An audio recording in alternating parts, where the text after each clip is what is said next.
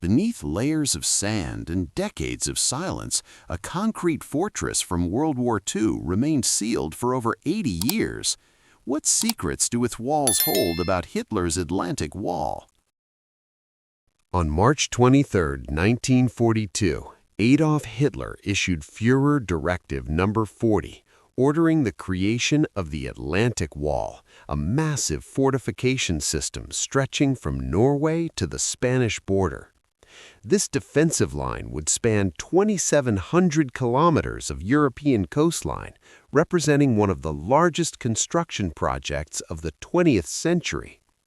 The directive came after Germany's failure to defeat Britain in the air war and the expansion of the Eastern Front. Hitler feared an Allied invasion from the West and demanded an impregnable barrier. The organization Todt, led by Fritz Todt and later Albert Speer, coordinated the construction. The Atlantic Wall consumed over 17 million cubic meters of concrete and 1.2 million tons of steel. In France alone, the cost reached 3.7 billion Deutschmarks. The workforce consisted of 500,000 people at its peak, including forced laborers from occupied territories, German soldiers, and local construction companies hoping to profit from the war. The Regelbau system standardized bunker designs, creating over 600 approved types. Each structure served a specific purpose: command centers, ammunition storage, crew quarters, observation posts, and gun casemates. The WWII bunkers discovered in Belgium in 2024 were lighter defensive structures, each containing a single chamber measuring approximately 20 by 23 feet. Their walls and roofs consisted of 3-foot-thick reinforced concrete designed to withstand direct artillery hits. The strategic locations were chosen based on intelligence about potential Allied landing sites. The strongest concentrations appeared along the French coast, particularly Normandy and Pas-de-Calais.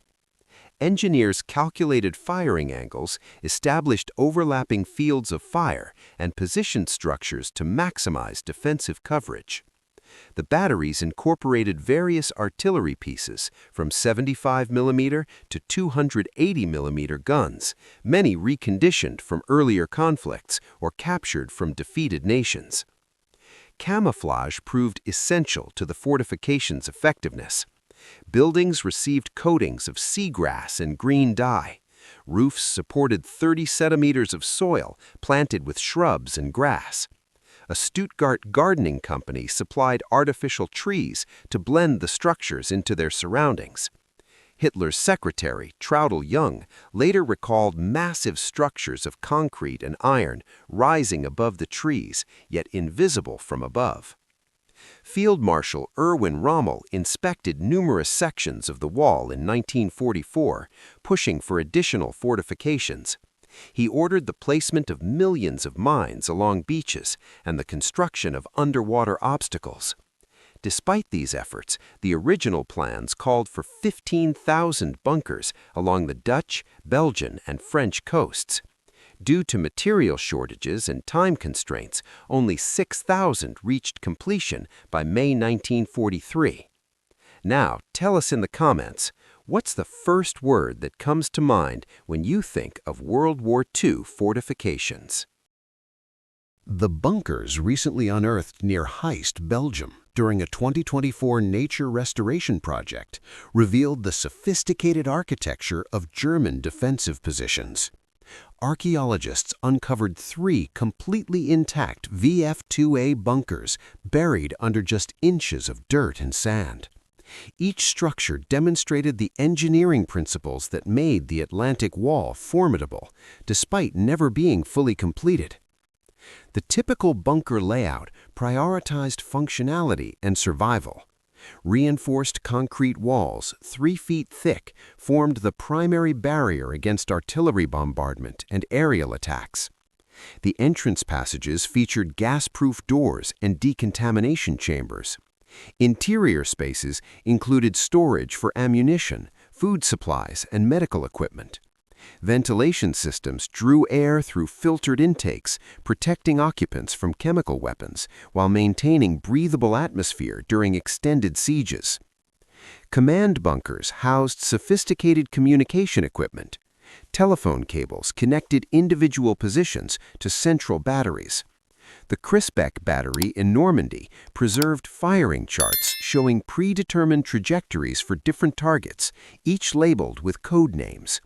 When commanders ordered fire on Odal, gunners already knew the precise headings to use. This systematic approach transformed isolated structures into coordinated defensive networks. Living quarters in larger complexes accommodated crews for weeks or months. The Dortmund bunker, converted to a bar after the war, measured 19 feet by 140 feet and originally sheltered 390 people during air raids. Soldiers stationed in coastal batteries experienced cramped conditions. Wooden bunks lined walls, small stoves provided heat. Water wells supplied drinking water, though rationing remained strict.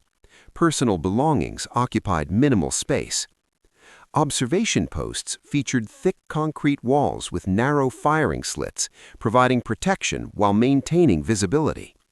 Würzburg-Riesa radar installations tracked Allied aircraft from reinforced positions.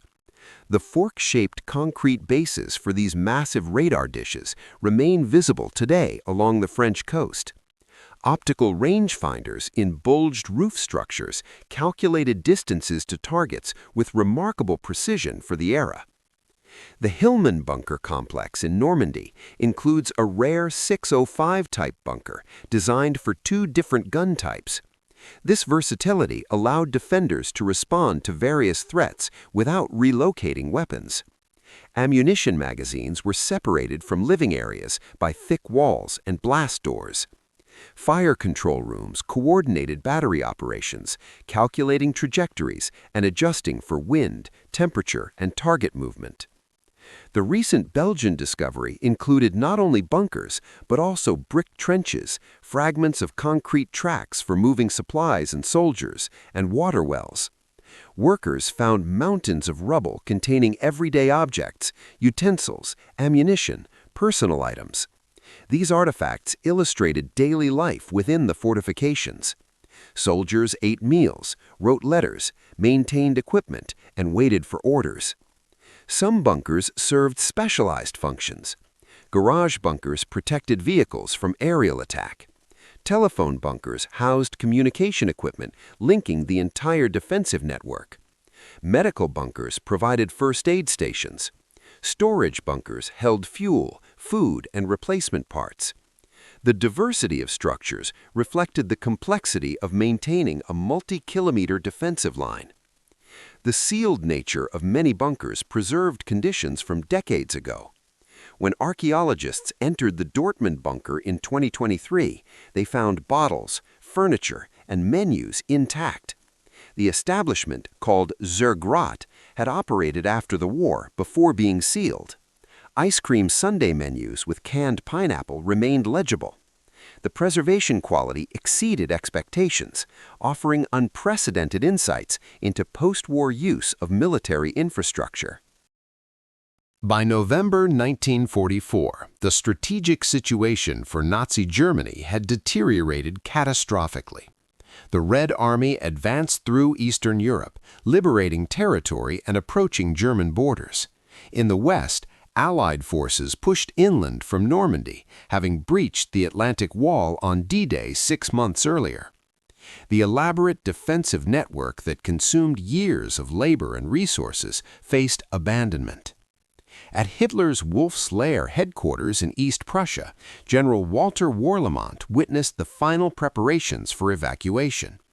Even as the Soviet advance threatened the position, 2,000 organization tote workers continued pouring concrete and reinforcing bunkers. On November 20, 1944, Hitler departed his eastern fortress for the final time. 2 days later, Field Marshal Keitel initiated Operation Inselspruch, the headquarters' systematic destruction. Along the Atlantic coast, the withdrawal followed similar patterns. German forces retreated from fortified positions as Allied armies advanced. At battery positions like Crisbeck in Normandy, defenders maintained their posts until overwhelming force made further resistance futile. Some installations witnessed fierce battles. The Crisbeck battery continued firing on Allied positions days after the Normandy landings, its thick concrete walls protecting crews from naval bombardment. The decision to seal rather than destroy many bunkers stemmed from multiple factors. Demolition required explosives increasingly scarce as Germany's war effort collapsed. The massive concrete structures resisted destruction even when demolition was attempted.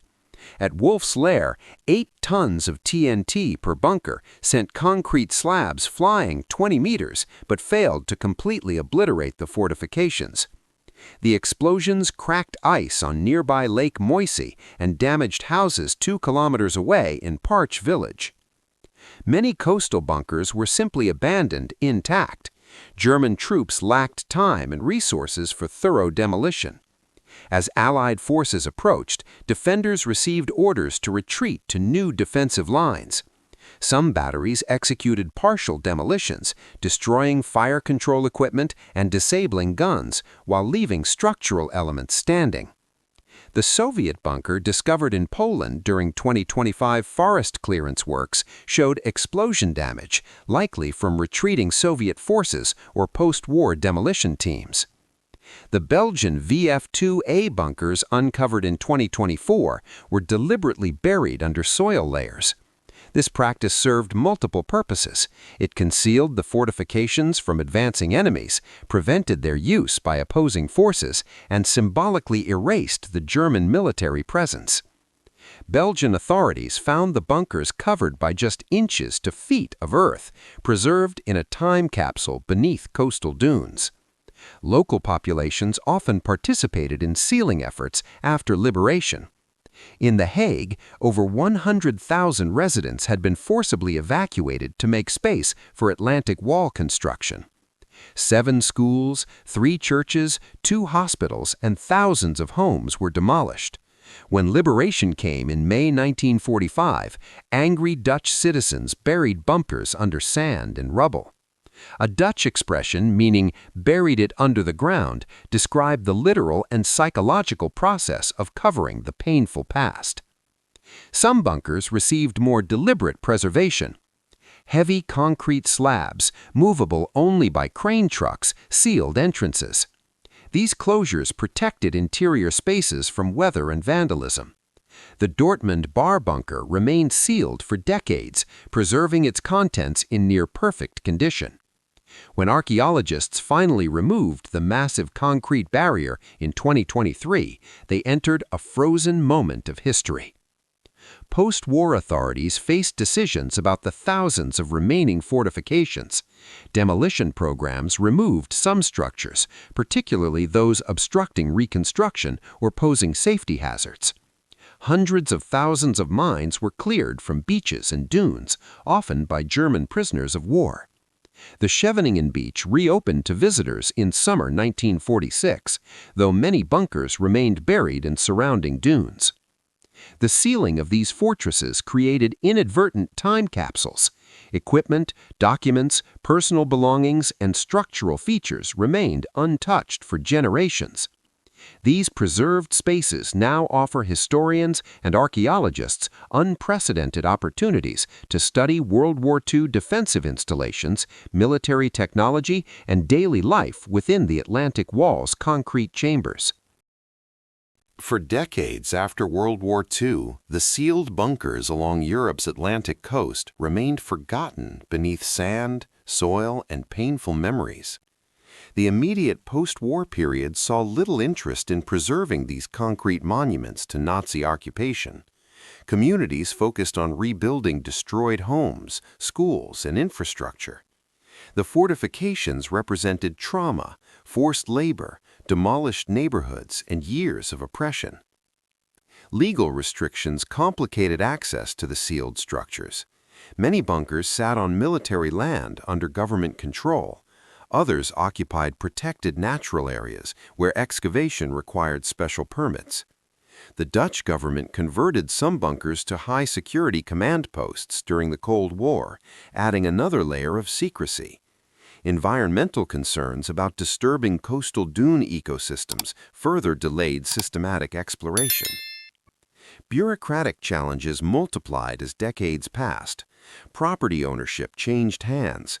Records of bunker locations were lost or incomplete. The original 15,000 planned structures along Dutch, Belgian, and French coasts shrank to 6,000 completed installations, with documentation scattered across different archives. In the Netherlands, 510 bunkers were built instead of the planned 2,000. Tracking these dispersed fortifications required extensive research. Local historians made early attempts to document remaining structures. They interviewed survivors who remembered the construction period and wartime occupation. Former forced laborers provided accounts of conditions during building. Residents recalled the massive evacuations and demolitions that preceded bunker construction. These oral histories preserved knowledge that would otherwise disappear with passing generations. The psychological barrier to engaging with the bunkers proved significant. In The Hague, where over 100,000 people were forcibly removed and entire neighborhoods destroyed, residents actively avoided the fortifications. The expression, "buried it under the ground," described both the physical covering of bunkers and the collective desire to forget. For many years, discussion of the Atlantic Wall remained taboo in affected communities. Children discovered the bunkers served as intriguing playgrounds despite official restrictions. Overgrown with vegetation, partially buried, and often lacking clear signage or fencing, the structures attracted curious explorers. Some bunkers became shelters for bats during winter months. Others filled with sand and seawater, creating unique ecosystems within the concrete chambers. Nature slowly reclaimed the artificial fortifications. Academic interest gradually increased from the 1980s onward. Researchers recognized the Atlantic Wall's historical significance as one of the 20th century's largest construction projects. Studies examined the engineering techniques, architectural designs, and strategic planning behind the fortifications. Archaeological surveys began mapping surviving structures and assessing their condition after decades of exposure to coastal weather. The first major breakthrough in public accessibility came with the Atlantic Wall Museum opening in Hook of Holland in 1996. This initiative demonstrated that preserved bunkers could serve educational purposes while acknowledging historical trauma. The museum provided context for understanding the fortification's construction, military function, and impact on local communities. Visitor interest exceeded expectations. Similar initiatives followed in Scheveningen, Noordwijk, and other coastal locations. Since 2008, the Scheveningen Foundation carefully restored a 10-room bunker complex in local woods. These restorations required cooperation between historians, archaeologists, and local authorities. Funding came from government grants, private donations, and tourism revenue. Each opened bunker revealed preserved equipment, documents, and artifacts from the war years. Belgium established the Atlantic Wall Open Air Museum at Riverside, preserving over 60 bunkers, observation posts, and artillery positions. The museum received a European Heritage Award in 2022, recognizing its preservation efforts and educational programming. The annual Bunker Day event began in The Hague in 2014, marking a significant shift in public attitudes. The event expanded to include the entire Dutch coast and Belgium by 2017. Over 10,000 visitors attended recent celebrations, touring 3 to 4 bunkers each. German tourists participated, reflecting changing perspectives on shared history and the importance of remembering to prevent recurrence. The 2024 Belgian discovery demonstrated that significant finds still await excavation. The 3 intact VF2A bunkers uncovered during routine nature restoration work were unknown to researchers. Aerial photographs and contemporary descriptions suggested approximately 60 buildings originally occupied the site. Most remain buried beneath coastal sand, awaiting future discovery. The 2024 excavation near Heist, Belgium, provided unprecedented access to preserved World War II fortifications. The Nature Restoration Project aimed to remove invasive plants and restore coastal dunes when workers encountered concrete structures just inches beneath the surface.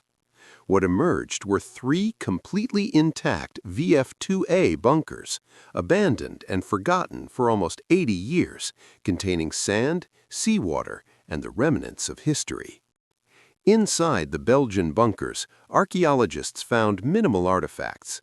The single-chamber structures measured approximately 20 by 23 feet, with walls and roofs of 3-foot-thick reinforced concrete.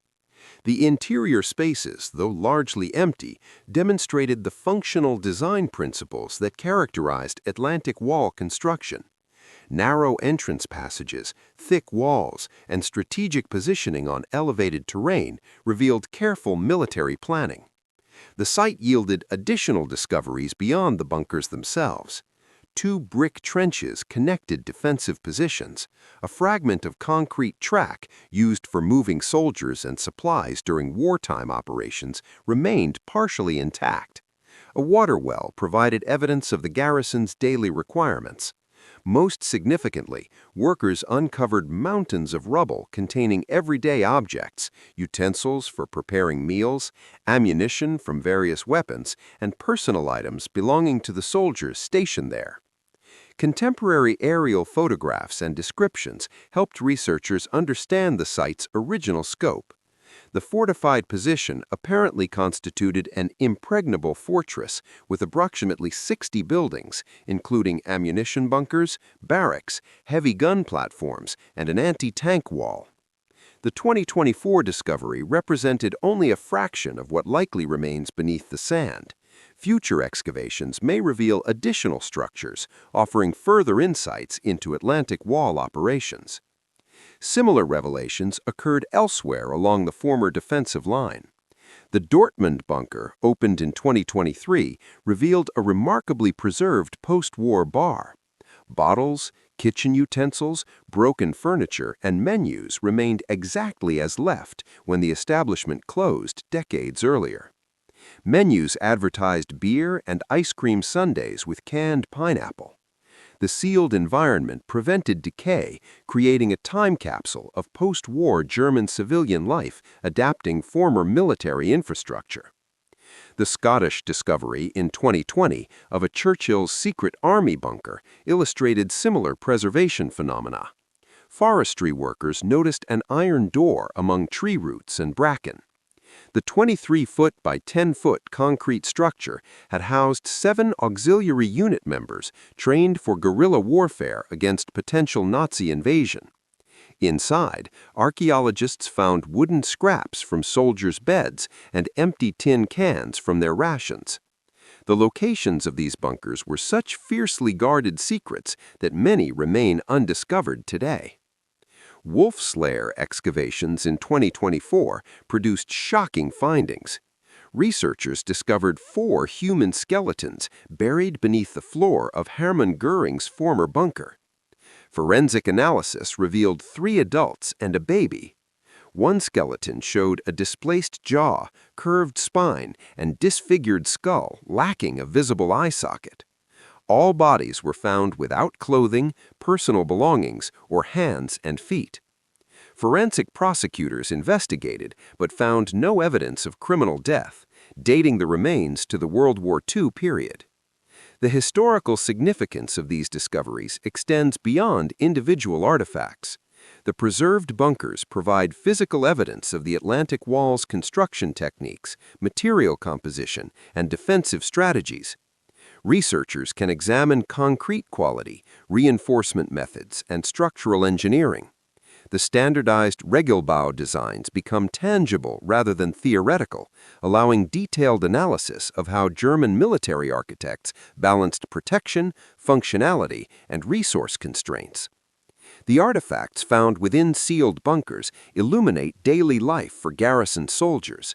Personal items reveal the human dimension of military service. Letters, photographs, uniform fragments, and mess equipment show how soldiers maintained morale and routine during long periods of waiting for combat that for many Atlantic Wall positions never came. The preservation allows historians to reconstruct typical days, meal schedules, communication procedures, and maintenance activities.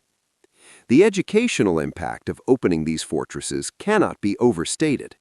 Museum installations at Riverside, Normandy, and The Hague transform concrete chambers into immersive historical experiences. Visitors walk through the same corridors, observe the same firing slits, and stand in the same command rooms that German soldiers occupied 8 decades ago. This direct connection to the past provides understanding impossible through photographs or descriptions alone. The ongoing excavation and preservation efforts face challenges.